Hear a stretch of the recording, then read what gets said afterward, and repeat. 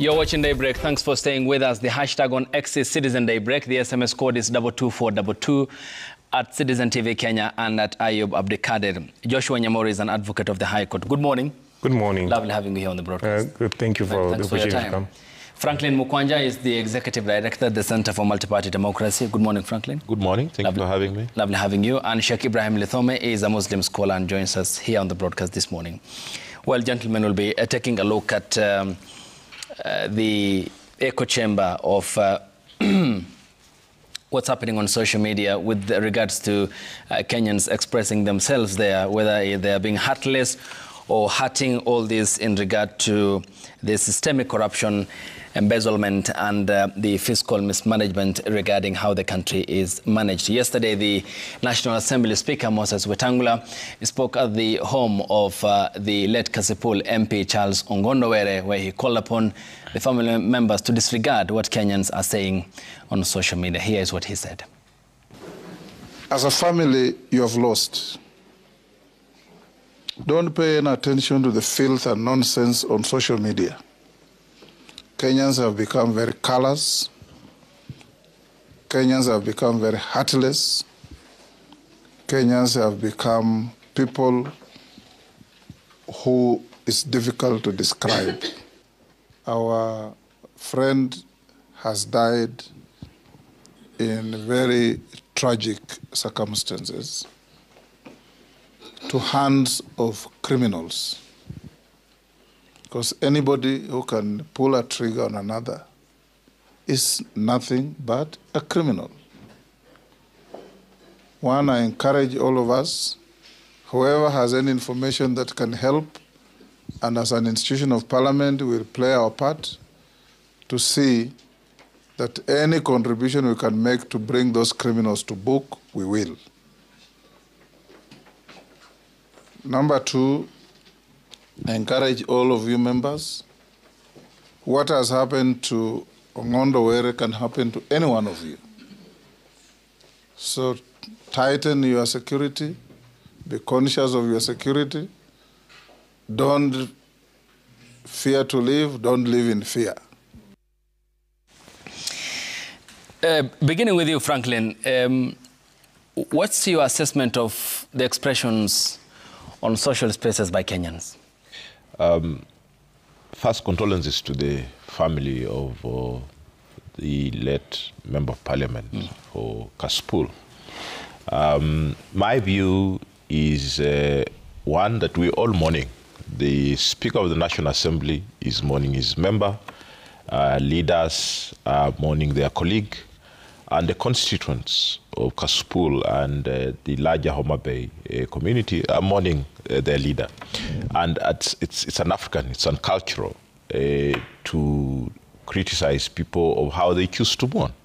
But then after the fact, we should be able to go back to the details and really find out what happened. In terms of social media, I think what's happening is that I understand Kenyans as a social scientist, that we generally are a populace that have had no filter. Kenyans engage brazenly in conversation. And I think what's happening on social media is just compounding our character as a people and fueling it in that the keyboard gives you the chance to hide behind, the issues. And therefore that, cover of the keyboard makes it even more brazen. But generally, Kenyans are very outspoken. Kenyans rarely have a filter. And I think that's a clear brand that we have and understanding that we have as a people. So it is in that frame that I would want to look at the issues of how things are playing out on social media space. Okay. And Sheikh, in the growing demand for transparency, accountability and ethical governance, are we, in other words, then misplacing our sentiments in being loud, in being emotive, in being offensive on social media? Let me join Franklin in condoling with the family of the late Ongondowere. We know the family is mourning, the country is mourning, his colleagues in parliament are also mourning. Abdulkadir, you know, freedom of expression is a fundamental right. It's also a blessing from God Almighty, speaking as a religious leader. But I think every right has its limits, and it has to be used responsibly. I think people have the right to express themselves, but they also have the responsibility of also asking themselves, whatever I'm going to say, how does it feel to the other person? If I was in the shoes of the other person, would I like it if somebody said what I'm about to say? Again, as a religious leaders, I want to quote a teaching that I believe cuts across Christianity and Islam.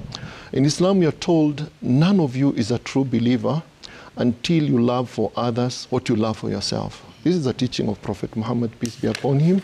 And when I say that before Christians, they tell me, no, that's the teaching of Jesus Christ. I think it cuts across.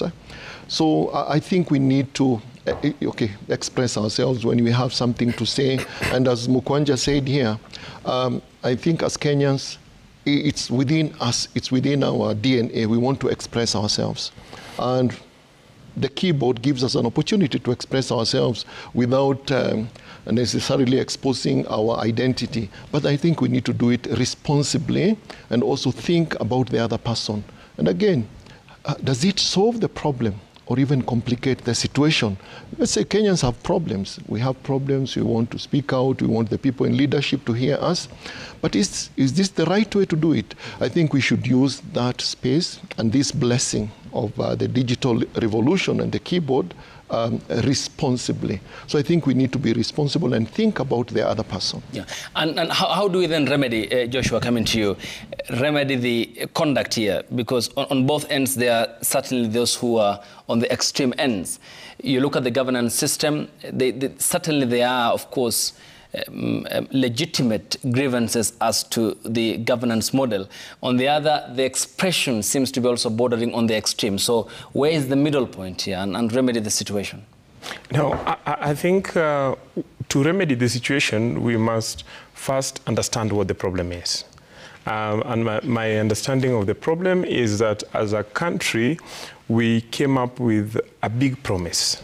And the big promise is then, codified in our constitution, especially the preamble of the constitution that talks about we the people. And then you go to Article 10 that talks about national values and principles. And then the lived experience might not be really that. So we need to understand that Kenyans are struggling with exclusion. Kenyans are struggling with poverty. Kenyans are struggling with several challenges. And then with all that, then it is important that our response must speak to the challenges that Kenyans are talking about. And then leaders must ensure that they are empathetic to the situation that Kenyans are in, for Kenyans to also be empathetic to the challenges that leadership is facing. For instance, if you look at the response to the death of the MP, where, a group was mourning, but a big group who seemed to be also celebrating this death, was an unfortunate situation in which the nation seemed to be tearing apart. But then I would expect the speaker, as he speaks to the bereaved family and joins the bereaved family in mourning the MP, to also listen and be empathetic to the voices that could be accusing, leadership, not necessarily the former MP, of certain ills that leadership needs to speak to resolve, to ensure that human rights, even for that small person, is taken care of. So my view is that to solve this problem, we need to bring the nation together, to engage, to discourse. And here I am happy that we have the political leadership and the political parties and the religious leaders and the political leaders and the civil society. Let's come together, rally around leadership. Yeah. At such moments of crisis, all nations rally around their leadership. We have a president who has spoken to, speak about governing in a broad-based manner. Can we coalesce together as a nation and try to tackle the real issues that our Article 10 seems to speak to? And does that then specifically remedy? Because here again, the carryover of how disgruntled they were was because Odinga had joined the government in the broad-based arrangement. But nonetheless, though, to speak to the young Kenyans who are expressing their dissatisfaction on the online spaces, Sheikh Al-Kamti, on the value systems, yes, the institution of the family, yeah, the increase in the cases of divorce, and how the institution of parenting is weakening. Still, Joshua, on you, who then disciplines and changes the behavioral tactic of the political class here? When a minister says, in the face of poverty, lack of education, dysfunctional healthcare system, that his watch is worth millions, his shirt is from that brand in Italy. I mean, it tells us a lot about our leadership, is it? And therefore we have no moral authority to speak to these young Kenyans who are expressing themselves. I think the problem is a national problem, and we first must accept it and take responsibilities and not blame others. I say that it is not necessarily a political problem. It is a moral problem. Yeah. We have moral decadence, and so we need to get together as leadership. And when we talk about leadership, we should not, push politicians or government leadership to a corner and then blame them. Let us welcome them to the table. Let's have the religious leaders, community leaders, political leaders, and every kind of leadership come together, the civil society, and agree that we have a problem, but we have a great promise in Article 10 of the Constitution. It is a great fabric that is created by that article. Then let us agree on how we change ourselves as leadership, and then we go out to not only preach the values and the principles, but we go out to live them. And we support each other rather than tearing each other apart. And we became empathetic as leadership. Let us understand where Kenyans are coming from. As leaders, when we stand up to speak, let us know that the people we speak to, some of them cannot even afford 1 meal a day. Some of them are struggling with rent. Some of them cannot, be able to treat the sick. And then, can we then craft solution to our problems in a way that addresses those problems? So that when we, for instance, talk about the president laid out his plan under the better plan, the affordable housing, the healthcare, the agricultural response. We need to interrogate, but also support them in terms of how they are solving the social justice issues, how they are solving the exclusion issues. You asked about the issue of a part of Kenyans, especially some young people being, disgruntled that Odinga joined the presidency in the broad-based government. The question is, did it help? Did it reduce tension? Has it enabled communities and individuals, for instance, the young man from Malindi, groups that have never been on the decision-making table, to be in the decision-making table? Can we encourage that kind of mentality and assure anybody who's still out of the fold that they have an opportunity to sit on that table and we craft a country? Okay, at the expense of course, ejecting one out of the political room. We'll talk about inclusion as well. Franklin, coming to you, how does then this conversation move on to become a whole of society approach, including the institution of the family? Yeah, first we have to recognize that parenting is changing because of the nature of society, that we're getting more urbanized, the rules have changed. If you look at the way we were brought up, is that we are largely children of the community. Your uncle would rein in on bad manners. Your neighbors would do that. Parents at school, teachers at school were actually parents, and they would take responsibility. And all those rules of the game have changed a little bit, in addition to technology, that today, largely, if you look at my contemporaries in Nairobi, is that largely our children spend more time with either the teachers or in traffic with the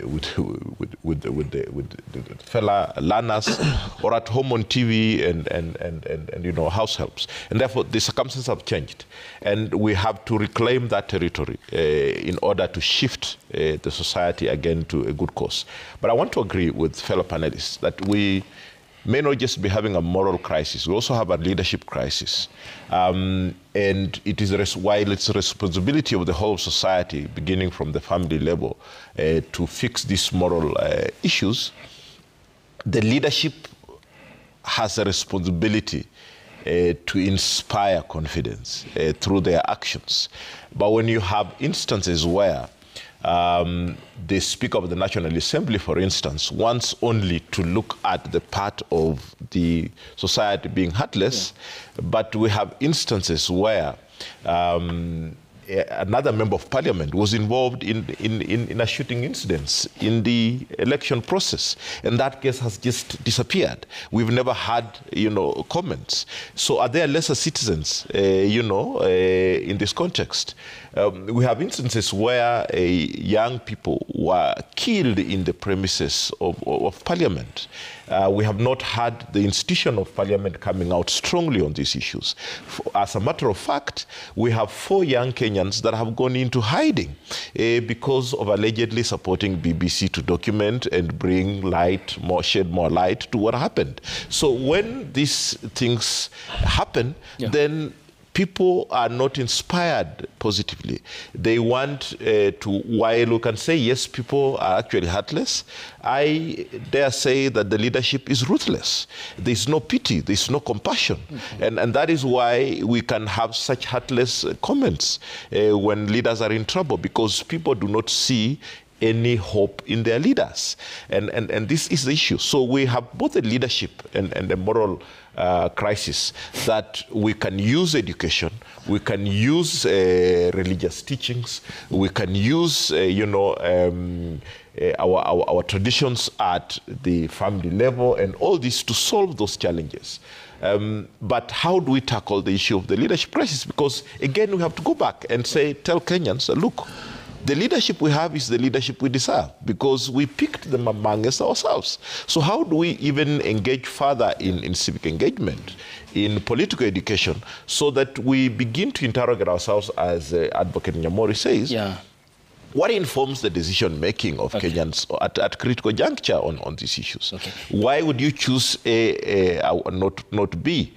All these things have to be discussed and brought to the table. But at the bottom line is, we all have a responsibility, and I agree.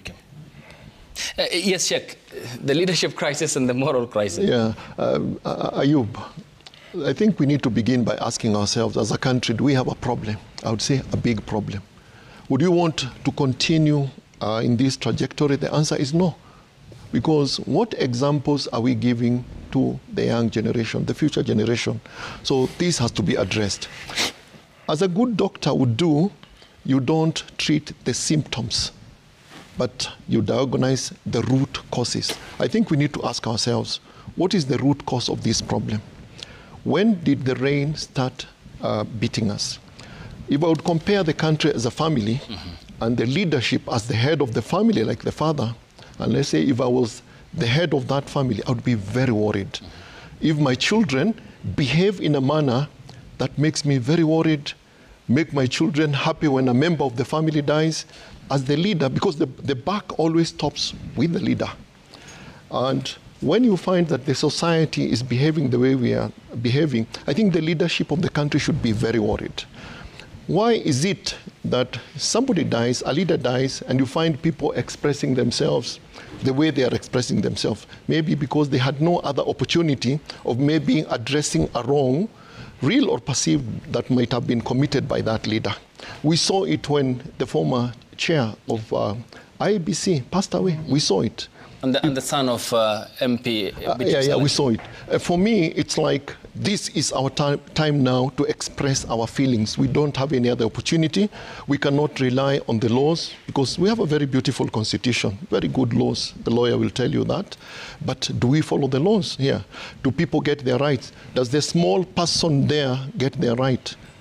The answer is no. Why? It's because of impunity. We don't care about the law, depending, of course, where you are, your economic status, your political position in the country, which side of the political divide. And for me, this is a sign of people ventilating, sometimes in the wrong way, because they have no other opportunity to express themselves. So what do we need to do? Because we must do something. And I'm glad, Ayub, you decided we have to talk about this, because we need to talk to each other. Other countries are making fun of this country, actually. They are laughing at us. We are becoming a laughing stock.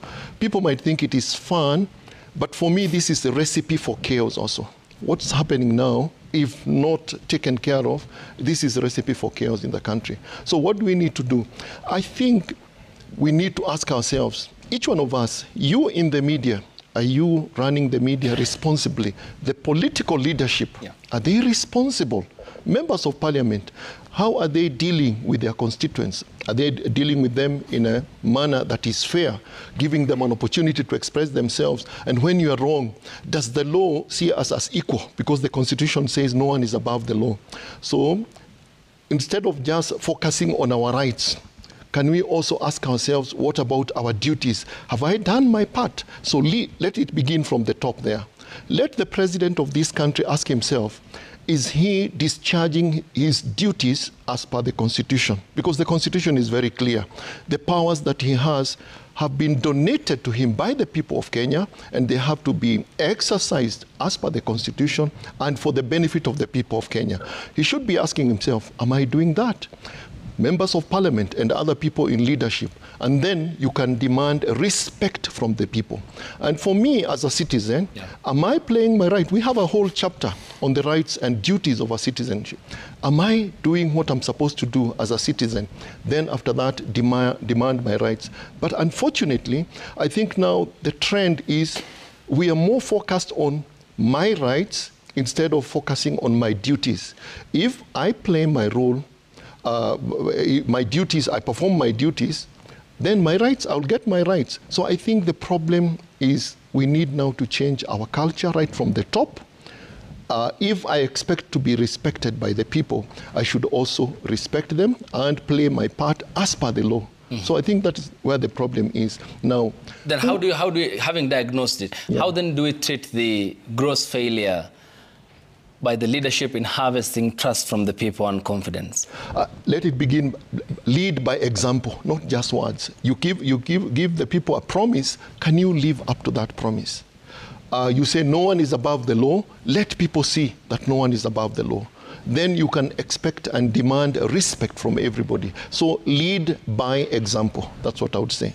Okay, Joshua and Franklin, when we get back from the short break here, we proceed with the discussion in the next 1 hour as to then how the Kenyan politician and the political class has moved into sayers than the doers in what's contributing to the cause of what we are witnessing on social media spaces, the lack of empathy and the loudest, the emotive, the most offensive, which seems to be the sellable points of what people are expressing themselves on the social media spaces, and then how that can be course-corrected in the context of good governance and what the Kenyan people have laid out as part of their whole catalogue of grievances that they said must be addressed. The hashtag on X is Citizen Daybreak. The SMS code is 22422 at Citizen TV Kenya and at Ayub Abdikadir here. We are back with more after the break here on the broadcast. Stay tuned.